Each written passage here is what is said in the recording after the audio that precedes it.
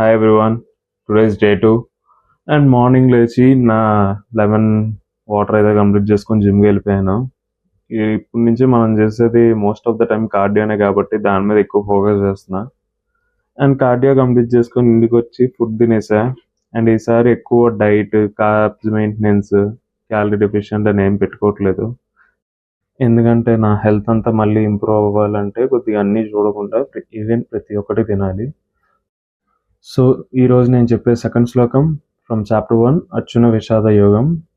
సంజయ ఉవాచ పృష్టవతు పాండవనీకం వ్యూధం దుర్యోధనాష్టాత ఆచార్యం ఉపస్మం గమ్య రాజావాచనం అబ్రివాత.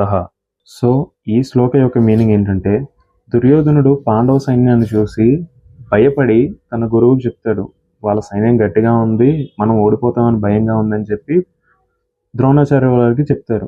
సో దుర్యోధనుడు భయపడుతున్నాడు అక్కడ. సో మన లైఫ్లో కూడా మనం దేన్నన్నా చూసి భయపడకూడదు, మనం దాన్ని ఫేస్ చేయాలి. లైక్ ఇంటర్వ్యూస్ కానీ, ఎగ్జామ్స్ కానీ, జాబ్లో ఉండే క్రూషియల్ టైమ్స్ కానీ. సో వీటన్నిటిని మనం ఎలా క్లియర్ చేయాలి, లేదంటే ఎలా ఫేస్ చేయాలనేది ప్రిపేర్ అవ్వాలి తప్ప దాన్ని చూసి బ్యాక్ స్టెప్ వేసుకోకూడదు. So better not to run, better to face it. So ఈరోజు నేను సైక్లింగ్ అయితే చేయలేదు, ఎందుకంటే ఈరోజు నేను సైకిల్ తొక్కలేకపోయా. మా అక్క వాళ్ళ అబ్బాయి తాళాన్ని అక్కడ పడేశాడు. సో అందుకని ఇంక వాకింగ్కి వెళ్ళా.